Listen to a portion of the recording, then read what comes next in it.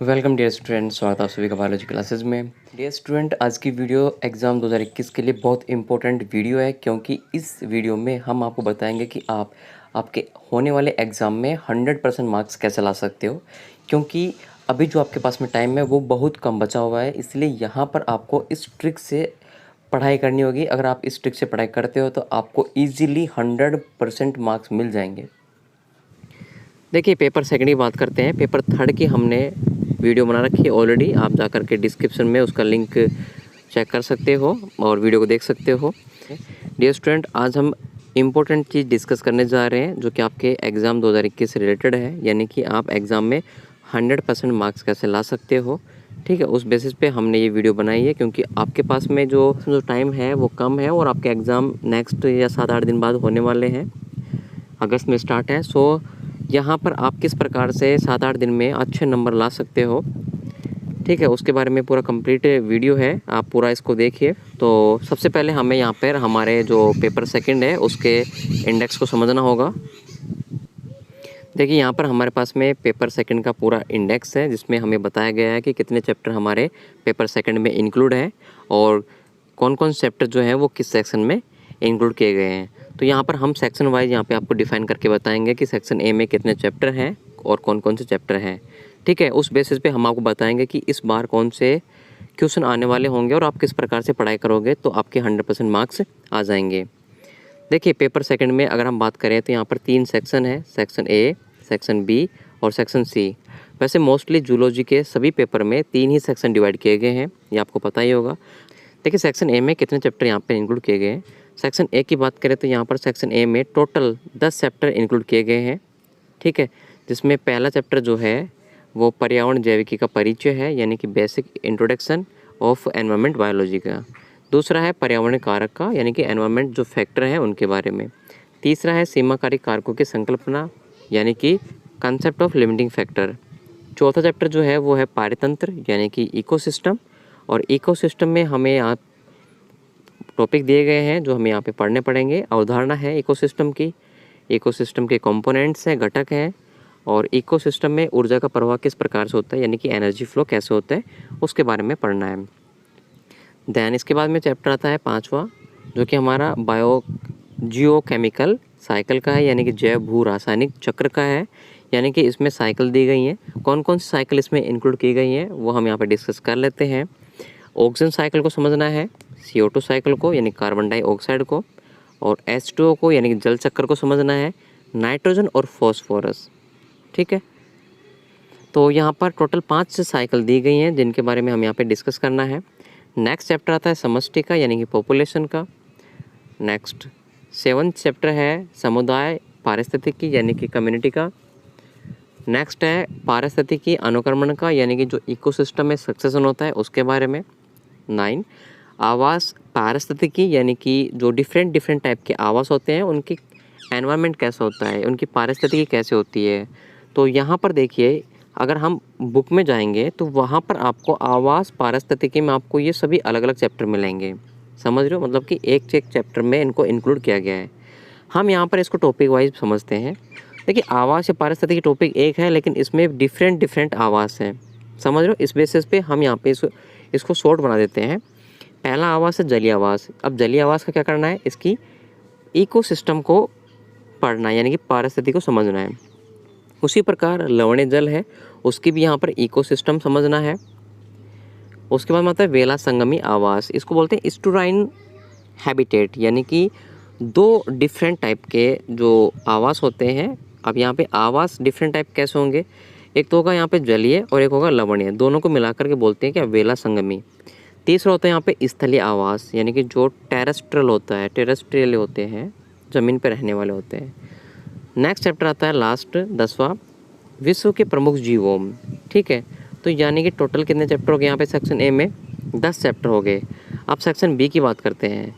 Section B में यहाँ पर टोटल चैप्टर जो है वो है 6 चैप्टर, यानी कि अब अगर हम कंपेयर करें सेक्शन ए से इसको, तो सेक्शन ए में 10 चैप्टर है, सेक्शन बी में कितने 6 चैप्टर हैं। तो इजी हमारे लिए सेक्शन बी रहने वाला है, क्योंकि इसमें कम चैप्टर है और टाइम कम है, तो उस बेसिस पे हम सेक्शन बी को ही सेलेक्ट कर लेंगे। लेकिन अभी सेक्शन सी और देखेंगे ना, उसमें कितने चैप्टर होंगे। सेक्शन बी में यहाँ पर पहला चैप्टर जो है आपका वो है प्रदूषण का सामान्य परिचय के बारे में, यानी कि यहाँ पर आपको पॉल्यूशन समझना होगा। अब पॉल्यूशन में डिफरेंट क्या है, पॉल्यूशन के टाइप हैं, कितने प्रकार के पॉल्यूशन होंगे, जिनको हमारे बुक में, अगर आप CBS की बुक पढ़ते हो तो उसमें ये सभी के सभी जो पॉल्यूशन है या प्रदूषण है वो अलग अलग चैप्टर के रूप में दिए गए हैं। अगर हम इनको अलग अलग चैप्टर काउंट करेंगे तो बहुत ज़्यादा चैप्टर बनेंगे ये, तो इस बेसिस पे हम इनको टॉपिक वाइज डिवाइड कर लेते हैं। प्रदूषण के बारे में समझना है तो यहाँ पर प्रदूषण कितने हैं। पहला प्रदूषण है जल प्रदूषण, दूसरा है वायु प्रदूषण, तीसरा है मृदा प्रदूषण जिसे हम भूमि प्रदूषण भी बोलते हैं, चौथा है ठोस कचरा प्रबंधन। ठीक है, ये आपका इसी में इंक्लूड है, यानी कि भूमि प्रबंधन में ही इंक्लूड किया गया है। नेक्स्ट ध्वनि प्रदूषण और विकिरण प्रदूषण। तो टोटल यहाँ पर 6 प्रकार के प्रदूषण हो गए हैं। ठीक है, अब इसमें भी क्या है, इसमें भी यहाँ पर एक इम्पोर्टेंट चीज़ ये है कि यहाँ पर कैटेगरी बना दी गई है प्रदूषण की। कैसे, देखिए जो यहाँ पर 3 फर्स्ट के जो प्रदूषण हैं या पोल्यूशन है उनको हम बोलते हैं पोल्यूशन फर्स्ट कैटेगरी के प्रदूषण या पोल्यूशन, जिसमें जल और वायु और मृदा आते हैं। ठीक है, पोल्यूशन की सेकंड कैटेगरी में किन को शामिल किया गया है, इन तीनों को छोड़ दो, बाकी बचे हुए जो पोल्यूशन है उनको शामिल किया गया है, जिसमें पहला आता है ठोस कचरा प्रबंधन, ध्वनि प्रदूषण और विकिरण प्रदूषण। इनको पोल्यूशन सेकंड की कैटेगरी में शामिल किया गया है। इसके बाद में आता है दूसरा चैप्टर। देखिए ये चैप्टर जो है वो आपका सेक्शन चैप्टर में अगर आप देखोगे तो लास्ट में मिलेगा, लेकिन ये सेक्शन बी में इंक्लूड किया गया है। ठीक है, सो यहाँ पर आपको इम्पोर्टेंट चीज़ ये रखनी है कि आप इसको लास्ट में समझ करके सेक्शन सी में इंक्लूड मत कर देना, बिकॉज ये सेक्शन बी का टॉपिक है। नाम है इसका प्राकृतिक संसाधन, यानी कि नेचुरल रिसोर्सेज, जितने भी प्रकृति के संसाधन हैं उनके बारे में। तीसरा चैप्टर है हरित गृह प्रभाव, जो कि इम्पोर्टेंट टॉपिक है हरित गृह प्रभाव का, ग्रीन हाउस इफेक्ट, और इसी में आता है भूमंडलीय तापमान, ग्लोबल वार्मिंग जिसको बोलते हैं। ठीक है, 2021 के बेस पे अगर हम देखें तो ये टॉपिक बहुत इम्पोर्टेंट होने वाला है। इसके बाद में आता है ओजोन परत, और इसमें 2 चीज़ पूछी गई आपसे, ओजोन के छिद्र के बारे में और ओजोन परत के क्षय के बारे में, कि ओजोन परत में छिद्र कैसे हो रहा है उसकी पूरी जानकारी, और ओजोन परत का क्षय कैसे हो रहा है या विघटन कैसे हो रही है, ठीक है, या उसका विरलन कैसे हो रहा है, दोनों एक दूसरे से रिलेटेड है। सो ये भी इम्पोर्टेंट है इस बार एग्ज़ाम में। इसके बाद आता है एल नीनो व ला नीना। अब देखिए ये क्या है, एल नीनो व ला नीना, ये मौसमी प्रभाव है, ठीक है, जिनके कारण मानसून आता है। इसके बाद में आता है जैव सांद्रण, जैव संचय व जैव आवर्धन। ठीक है, ये हमारा लास्ट चैप्टर है सेक्शन बी का। तो इस बेसिस पे अगर हम देखें तो यहाँ पर सेक्शन बी भी इम्पोर्टेंट होने वाला है।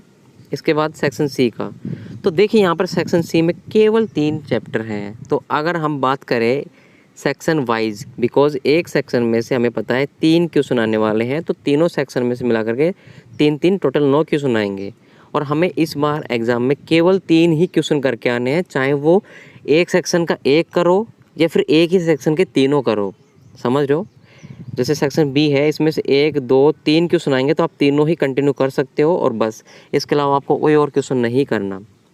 तो क्या है कि इस बार हम ये ट्रिक्स काम में लेते हैं कि हमें कोई भी एक सेक्शन अच्छे से याद कर लेना है और तीनों क्वेश्चन इसी में से कर लेने हैं। ईजी रहेगा आपको और बेस्ट रहेगा, बिकॉज यहाँ पर सेक्शन सी जो है वो बेस्ट ऑप्शन है। इसमें केवल 3 ही चैप्टर इंक्लूड किए गए हैं।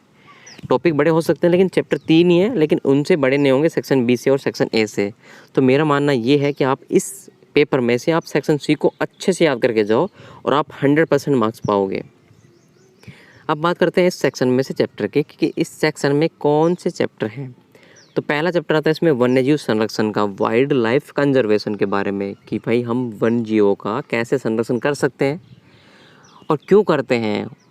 ठीक है, क्योंकि उनको ज़्यादा नुकसान पहुंच रहा है तो हमें उनका संरक्षण करना पड़ रहा है।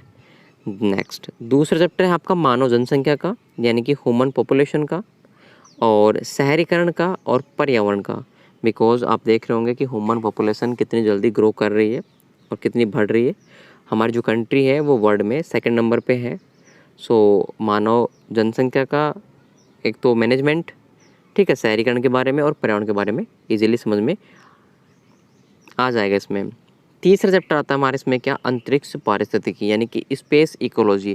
देखिए मॉडर्न जो टेक्नोलॉजी है वो पूरी फोकस कर रही है स्पेस के ऊपर, स्पेस इकोलॉजी के ऊपर। ठीक है, तो ये 3 चैप्टर हैं जो आपको सेक्शन सी में से मिलेंगे और इन तीनों चैप्टर में से मेरा मानना ये है कि प्रत्येक चैप्टर में से आपको 100% एक क्वेश्चन मिलने वाला है। तो यहाँ पर 3 चैप्टर में से 3 क्वेश्चन हो गए, आप इजीली इसको याद कर सकते हो।